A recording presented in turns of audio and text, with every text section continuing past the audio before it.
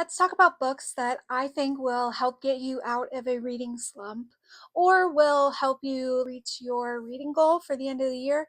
Most of these are pretty short and all of them are fantastic. Starting off, The House on Mango Street. This is a very short classic that is honestly like it's short. If you didn't read it in school, I highly recommend it. This one I think is going to boot you out of your reading slump because it is so well done as well as being short. Can't Spell Treason Without Tea and the sequel A Pirate's Life for Tea are both ones that I think will get you out of a reading slump. These are honestly just like cozy fantasy. And so they're really pretty low stakes. There's very minimal world building and they're really enjoyable reads.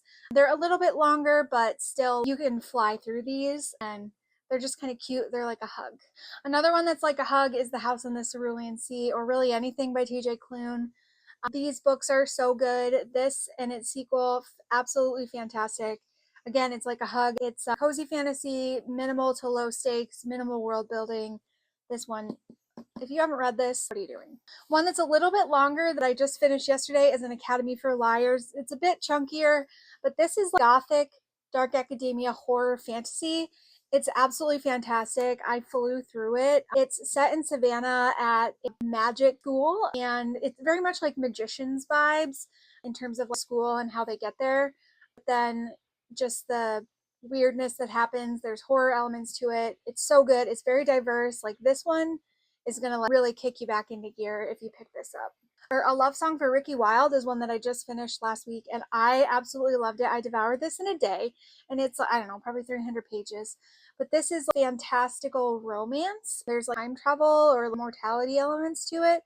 And it was just like, I don't know how to explain to you how good it was. Please read this if you haven't, please. Another really short one is Transmuted by Eve Harms.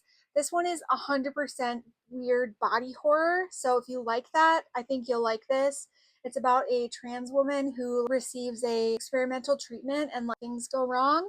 So very body horror heavy. It's super, super short. Probably has 100 pages.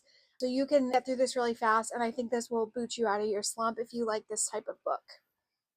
Similarly, Bloom by Delilah Dawson or Guillotine by Delilah Dawson. I read that one, I just don't have a physical copy. Also very good, very short, and will get you out of your reading slumps. But you do need to be into like weird girl horror, body horror type of things in order to like these. More traditional horror, or this is more like comedy horror, I would say, How to Sell a Haunted House by Grady Hendrix. This one, I think it has some really goofy elements to it, and it's about siblings who like their parents have died and they need to go sell their parents' home. And there's haunted dolls, clowns, which is terrifying, but also kind of funny when you really think about it and like the way that it's laid out. So this one I think will get you out of a slump if you're a traditional horror reader. And then the last one that I'll offer is An Absolutely Remarkable Thing by Hank Green, as well as its sequel. This book, not super long. It's like probably considered YA, but I think it's like young adult, new adult maybe. I loved this. I devoured this in one plane ride. Kind of sci-fi fantasy, but rooted in realism. It's super funny. It's quirky. This will absolutely get you back on track if you're feeling like you're in a reading slump.